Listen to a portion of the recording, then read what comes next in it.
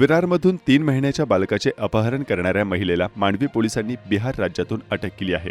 सदर बालकाची सुखरूप सुटका करण्यात पोलिसांना यश आले असून हा गुन्हा उघडकीस आणण्यात मांडवी पोलिसांचे महत्त्वाचे योगदान राहिले आहे।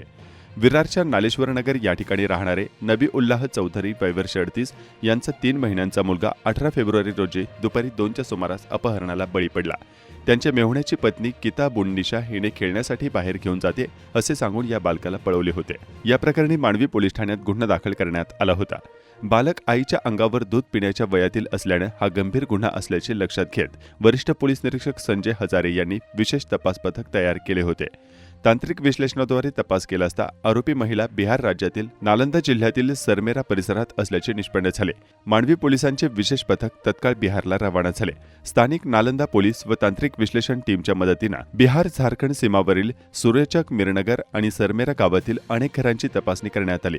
या शोध मोहिमेत अखेर आरोपी महिलेला ताब्यात घेत पोलिसांनी 3 महिन्याच्या बालकाची सुखरूप सुटका केली। आरोपी महिलेला बिहारहून विरारच्या मांडवी येथे आणण्यात आले असून तिला अटक करण्यात आली आहे।